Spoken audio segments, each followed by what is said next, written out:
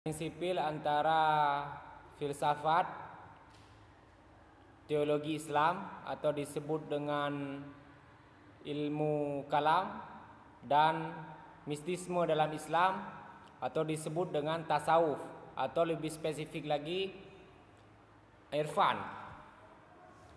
Nah, kalam atau teologi Islam itu fondasinya itu adalah wahyu.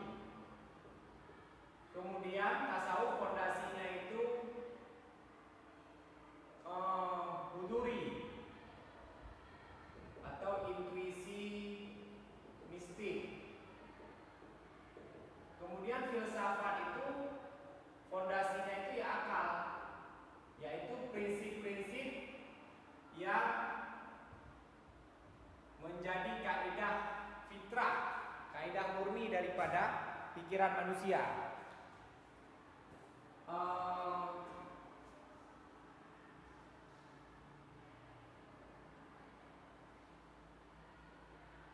Perlu diketahui bahwasanya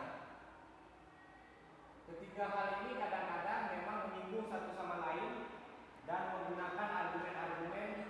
Misalnya filsafat juga menggunakan argumen wahyu atau argumen daripada tasawuf. Kemudian kalam juga kadang-kadang menggunakan argumen akal, juga kadang-kadang menerima prinsip-prinsip huduri.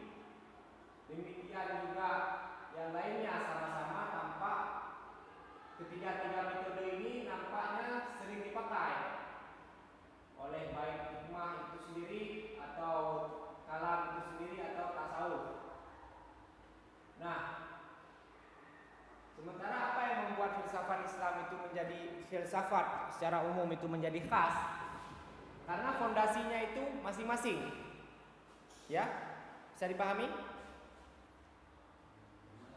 Fondasinya. Iya. Kalau filsafat itu fondasinya itu adalah akal. Kalau kalam itu fondasinya itu adalah wahyu, dan tasawuf itu fondasinya itu adalah intuisi sufi. Wahyu ini pastinya adalah kalam, ya, Al-Quran.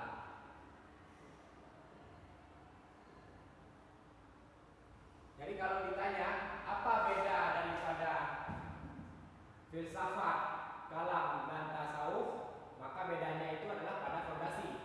Sehingga sistem kerjanya itu berbeda, walaupun tampak nanti dalam perjalanannya itu seolah-olah sama, tapi prinsip kerjanya itu berbeda. Karena misalnya filsafat itu kadang-kadang kadang-kadang dia tidak menerima cara pandang kaum teolog, sehingga filsafat punya cara sendiri untuk memahami wahyu.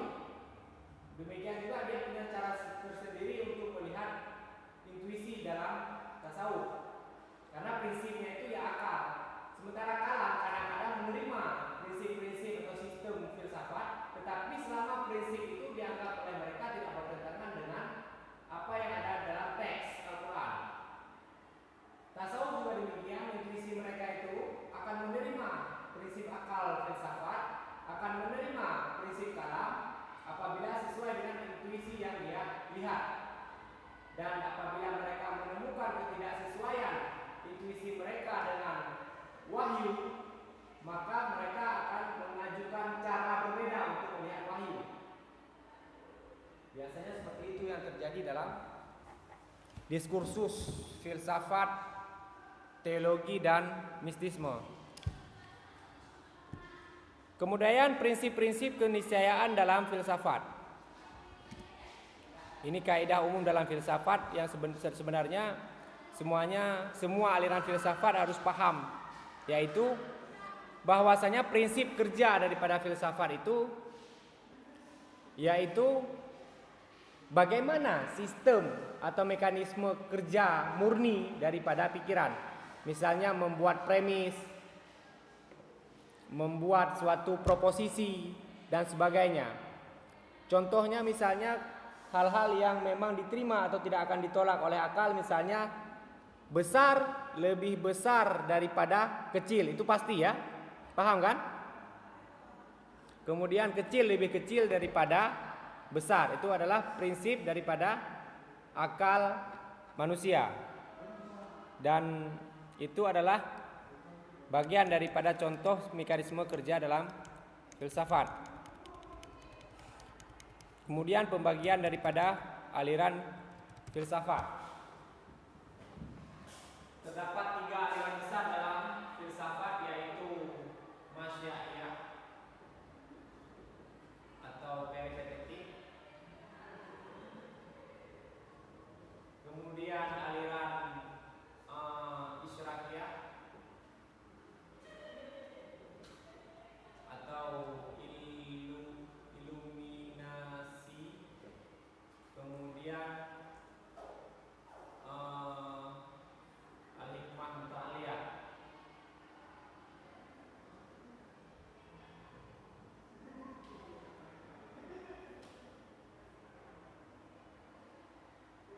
Masyaiyah ini tokoh-tokohnya yaitu Al-Kindi, Al-Farabi, dan tokoh terbesarnya itu adalah Ibnu Sina. Kemudian Isyraqiyah tokohnya adalah Suhrawardi, Syihabuddin Suhrawardi. Kemudian Hikmah Muta'aliyah tokoh terbesarnya itu adalah didirikan oleh Mullah Sadra. Kemudian prinsip sistem kerja peripatetik itu adalah prinsip mekanisme kerja logika murni. Ini merupakan warisan daripada ajaran Aristoteles yang dikembangkan. Kalau ini lebih kepada sistem iluminasi atau pancaran cahaya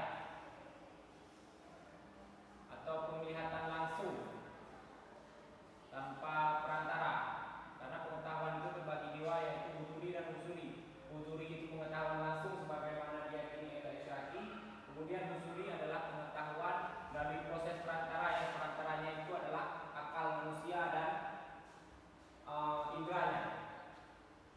Kemudian Hikmah Muta'aliyah Mullah Sadra itu mencoba untuk